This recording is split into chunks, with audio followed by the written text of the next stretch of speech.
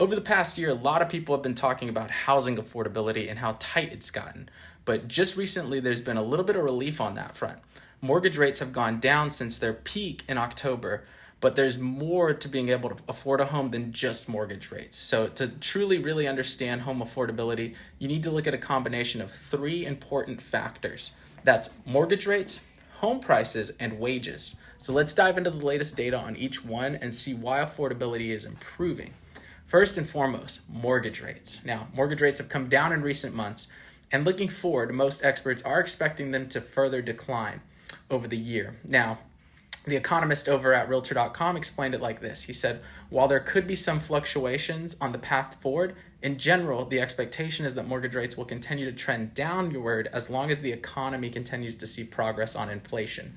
So even a small change in mortgage rates can have a huge impact on your purchasing power and make it way easier for you to afford the home that you want to buy by reducing your monthly mortgage payment. Now, second on the list of important factors is home prices, of course. After going up at a relatively normal pace last year, they are expected to continue rising moderately in 2024. We're thinking around 3 to 5% here in Austin. That's because inventory is projected to grow slightly this year, but there still aren't enough homes for sale for all the people who want to buy them. The chief economist over at Bright MLS said that more inventory will generally offset more buyers in the market.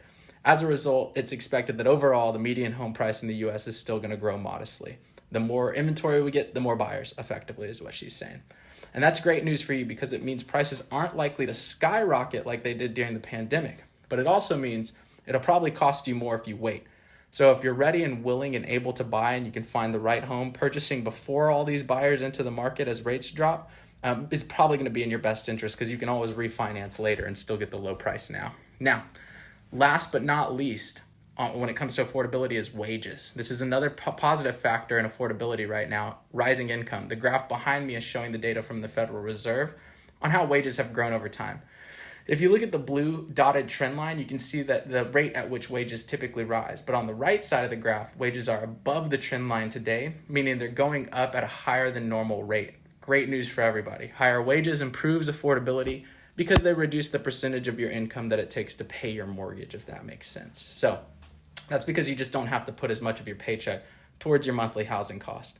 So what does this mean for you? Home affordability depends on three things: mortgage rates, home prices, and wages.